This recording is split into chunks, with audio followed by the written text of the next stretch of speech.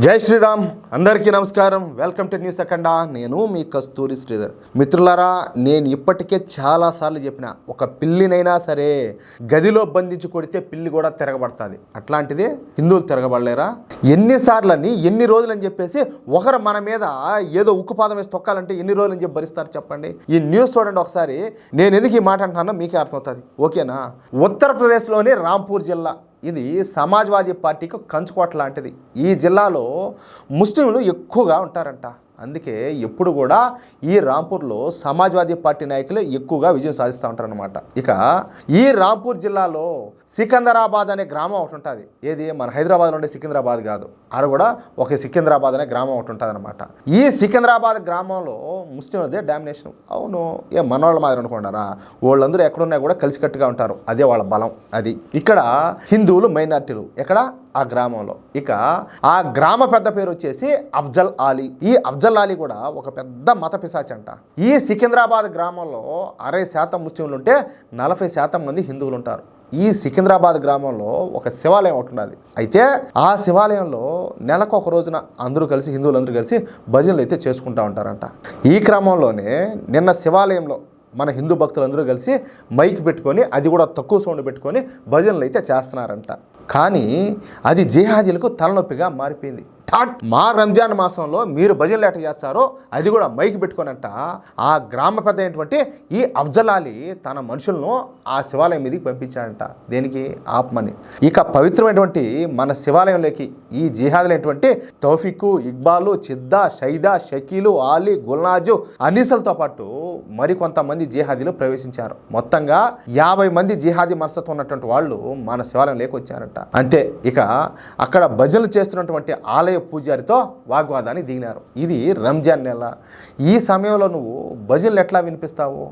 వెంటనే భజనలు ఆపేయమని చెప్పేసి పూజారికి గట్టిగా వార్నింగ్ ఇచ్చారంట. సరే, వాళ్ళు ఏదో వారానికి ఒకసారి శివాలయంలో ఏదో చేస్తారనుకుందాం భజనలో, వారానికో నెలకో. ప్రతిరోజు కూడా ఏది ఈ నమాజ్ పేరుతో ముందు ఒకసారి, తర్వాత ఒకసారి 10 సార్లు వినిపిస్తుంది. అందులోని ఈ రంజాన్ టైంలో అయితే సైరన్ ఒకటి పెడతారు. మీరు గమనిస్తారో లేదో? ఏది ఏదైనా ఎమర్జెన్సీ టైంలో సైరన్ పెట్టేట్టు కుయ్యి అని చెప్పేసి అది కొన్ని కిలోమీటర్ల పరిధికి వినపడుతుంది. అది మామూలు సౌండ్ రాదు, చెవులు అంటే పగిలిపోతాయి, అంత సౌండ్ వస్తుంది. కనీసం ఎవరైనా ఏదన్నా అడ్డు చెప్పుంటారా? లేదే, సర్దుకొని పోయింటారు. సర్దుకొని పోవడం హిందువులు అలవాటు చేసుకున్నారు ఆ మాదిరిగా. కానీ ఇదేం దారుణం ఇదే. కానీ వీళ్ళందరూ వచ్చి బెదిరించిన పూజారి అందుకైతే అంగీకరించాల. ఎందుకో? భజనలు ఆపడానికి. మేమేమి మీ ప్రార్థనలకు మేము అవరోధం కలిగించడం లేదు అంటే అర్థం చెప్పడంలే. మా పాటికి మేమేదో భజనలు చేసుకుంటున్నాం, మీరెవరు మమ్మల్ని ఆపడానికి, అడగడానికి అని చెప్పేసి ఈ పూజారి అయితే ఎదురు తిరిగాడంట. అంతేనే కాదా, ధర్మంగా మాట్లాడాలా, ధర్మం కోసం నిలబడాలా, అవసరమైతే ధర్మం కోసం పోరాటం చేయాలా. అది అంతే. ఇక మన పూజారిని దేవాలయం నుంచి బయటికి లాక్కొచ్చి ఎవరో ఈ జాంబీగాళ్ళంతా కలిసి చితకబాదినారంట.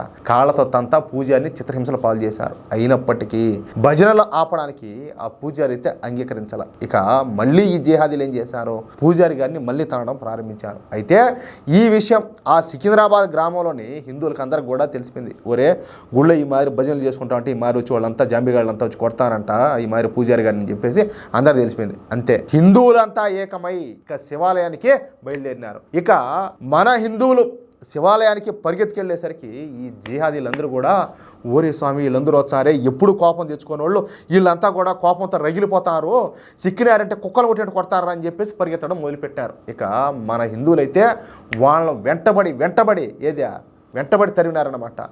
వాళ్ళు ఏం చేశారు?